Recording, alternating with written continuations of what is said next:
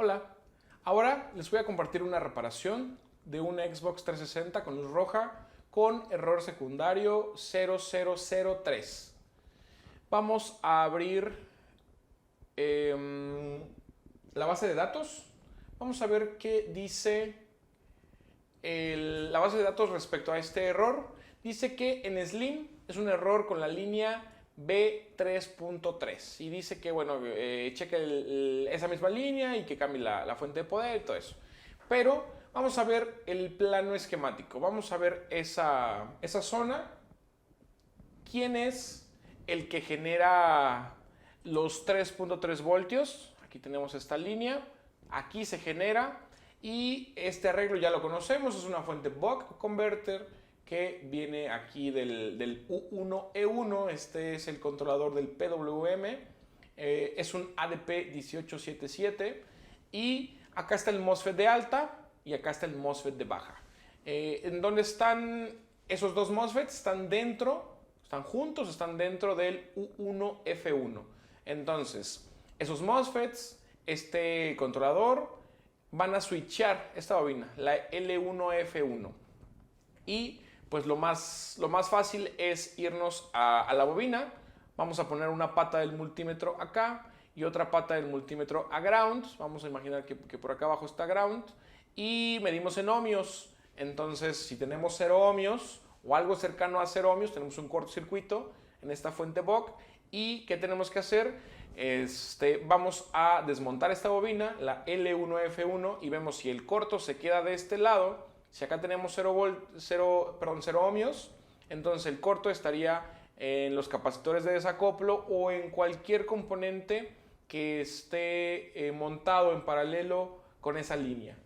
O si se queda del otro lado, pues mucho más fácil porque o es el MOSFET de baja o es el MOSFET de alta. En este caso, si alguno de los dos estuviera en corto, pues habría que cambiar todo el U1F1. O si no son ellos los que están en corto, pues el U1E1, el controlador, es el que estaría en corto. Sería mucho más fácil. Pero no es este el caso. No se estaban generando 3.3 voltios, pero no había corto. Ahí viene el problema, cuando no hay un corto. Luego de eso, pues bueno, vamos a hacer el análisis visual. Acá estaba el componente, esta es la mejor foto que le puede tomar. Podemos ver que tiene algo de mugre acá entre los pines. Llegué a pensar que ya estaba mal el componente o la misma soldadura también ya estaba mala. Justamente por la humedad se empezó a picar. Aquí arribita podemos ver capacitores ya muy negros. Podemos ver estos pads también con corrosión, con óxido. Estos capacitores también, las resistencias muy negras. Entonces lo que hice fue directamente ir a cambiar este componente. Dije, ya no nos vamos a arriesgar, tengo mucha chatarra de eso, vamos a cambiarlo. Lo cambié y el equipo volvió a funcionar, pero un rato, un día, unas horas, no recuerdo bien. Me lo regresan y ¿qué hago? Pues bueno, ahora empiezo a atacar esos componentes muy, muy, muy dañados. Lo que visualmente se veía muy dañado, que de todas formas no había ningún corto, pero dije, bueno, vamos a cambiarlo. Y nada, llegó el momento en el que me animé a cambiar todo. No tengo foto, ya no tomé foto, pero me cambié todos los componentes aquí en la periferia de este ADP y nada. Llegué a cambiar también el U1F1. Esta foto no se alcanza a ver, pero acá tengo el U1F1, este de acá. También llegué a cambiarlo y nada. Claro que sí lo medí antes de cambiarlo.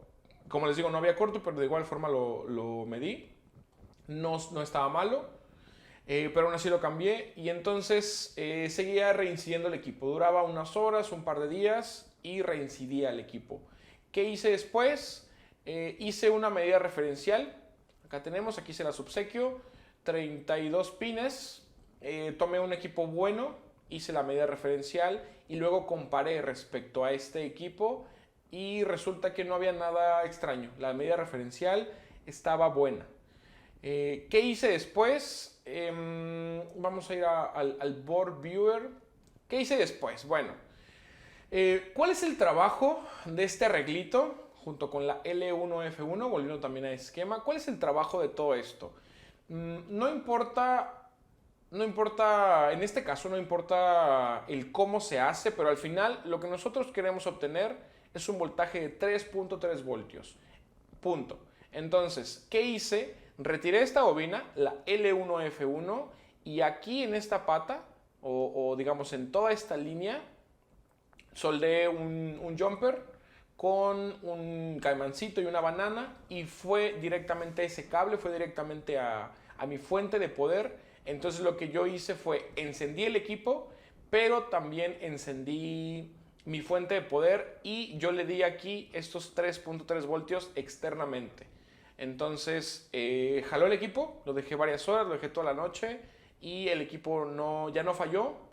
Entonces me di cuenta que si yo energizaba acá con 3.3 voltios, que es de este lado, del lado derecho de la bobina, si yo energizo ahí con 3.3 voltios externamente ya no me va a dar falla. ¿Eso qué me hace pensar? Que la falla sí está antes de la bobina. Volvemos al plano esquemático. ¿Y qué hay antes de la bobina? Pues bueno, los MOSFETs y el PWM. Llegué a pensar que debe haber algún problema con el enable de ese MOSFET o con el feedback, aquí están las líneas de feedback, o con el bootstrap o con el power good. Quizá algún componente se picó la línea o se picó el componente y en algún momento jala, pero en algún otro momento ya no sirve. Entonces ya no quiero investigarle. Yo no quería gastarle tiempo y dije, bueno, yo no me voy a poner a medir con osciloscopio la línea de feedback y el bootstrap y el power good y todo lo que les comenté, algún protocolo de comunicación todavía que pueda tener. No quiero estudiar la hoja de datos de este componente porque no lo requiere, yo puedo solucionar de otra forma. Y entonces, como les digo, puse aquí la fuente de poder, le di 3.3 voltios y me di cuenta que consumía aproximadamente 800 milivoltios, 900 milivoltios aproximadamente, un poquito menos de amperios, 800 miliamperios, 900 miliamperios, un poquito menos de un amperio, eso consumía con sus 3.3 voltios. Entonces, cuando me di cuenta que si yo externamente soldaba aquí cablecito y le daba esos 3.3 voltios, ya funcionaba. Entonces lo que hice fue comprar una fuente POC. Era una fuente muy chiquitita, es una PCB muy chiquitita. Esta fuente POC la busqué con estos parámetros. Nos vamos para acá abajo y aquí dice, la tensión de entrada va desde 4.75 voltios hasta 23 voltios. Entonces dije, bueno, yo puedo tomar o 5 voltios o 12 voltios de la misma placa que vienen de la fuente de poder, pero me animé con 12 voltios. Dije, bueno, me queda mejor tomarlo directamente los 12 voltios y la tensión de salida, el voltaje de salida que arroja esta fuente BOC es desde 1 hasta 17 voltios. Entonces 3.3 voltios no hay ningún problema, no pasa nada. Y respecto a la corriente, que también es importante ver cuánto soporta, aquí dice que soporta picos de 3 amperios, pero si lo vas a usar constantemente, o sea, por un tiempo prolongado, te recomienda el fabricante que no superes los 1.8 amperios.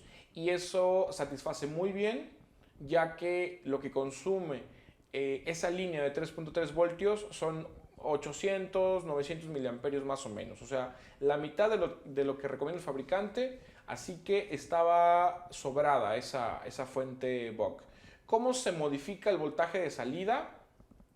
A través de este potenciómetro SMD. Este es un potenciómetro, es una resistencia variable, un potenciómetro de tipo SMD. Nada más le giras hacia un lado o hacia el otro lado para subir o bajar el voltaje de salida. Y donde le conecto la entrada, aquí tenemos el B-in. Aquí van los 12 voltios, la entrada, aquí va ground, aquí ponemos el símbolo de ground, y aquí tenemos el voltaje de salida, que también es ground, es la misma línea, es nodo, y aquí tenemos el voltaje de salida. Aquí salieron los 3.3 voltios. Aquí, esa es la configuración, así es como soldé. ¿De dónde tomé esos 12 voltios? Volvemos al board view Y vamos a escribir aquí 12P0.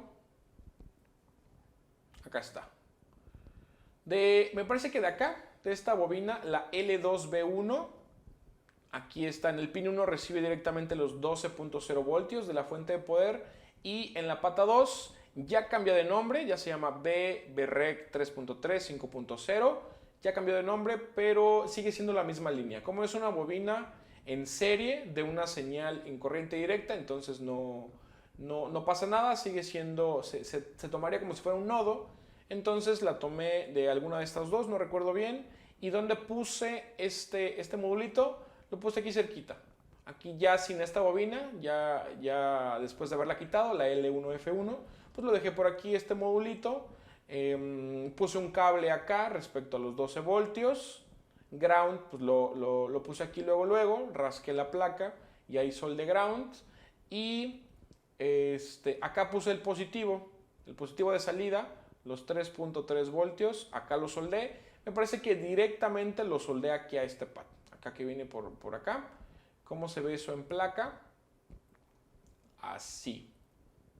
Acá está, toda esta línea gruesa, todo eso es la línea de 3.3 voltios y claramente, pues bueno, sigue su camino hacia otros lados. Energiza a otros lados, incluso hasta el puente sur, energiza.